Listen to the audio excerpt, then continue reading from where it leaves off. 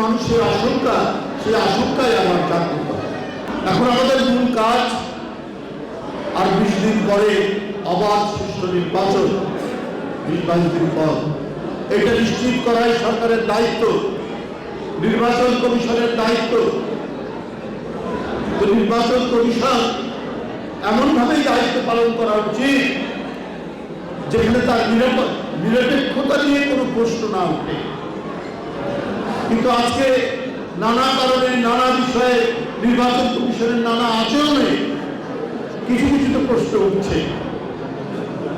মানুষ 16-17 বছর ভোট কেন্দ্রে ভোট দিতে পারেনি, ভোট আগেই দিয়ে দিয়েছে মাফিয়া দলের কেউ কেউ।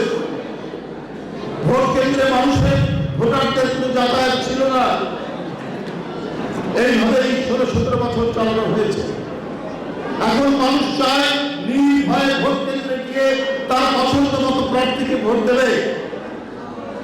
এটাই তো হওয়া উচিত, এটাই তো মানুষ চায়। তারা ভোটাধিকার বঞ্চিত ছিল 15-16 বছর। তাহলে এই বঞ্চনার অবসান ঘটাতে হবে, এই নিশ্চয়তা এই অন্তর্বর্তীকালীন সরকারকে দিতে হবে, যেন মানুষকে আগে থেকেই প্রস্তুতি নিতে পারে যে আমরা 12 তারিখে ঘুম থেকে উঠে ভোটের প্রস্তুতি নিয়ে আমরা ভোট কেন্দ্রে যাব।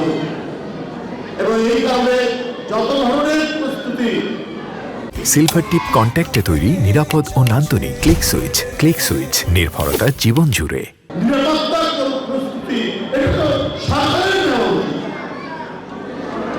এটা না নিয়ে পরে একটা বড় ধরনের সমস্যায় থাকবে। এবং এটা আরো প্রধান দায়িত্ব এখন নির্বাচন কমিশন। কিন্তু নির্বাচন কমিশন সামগ্রিকভাবে সবকিছু সামাল দিতে পারছেন বলে আমার কাছে মনে হচ্ছে না।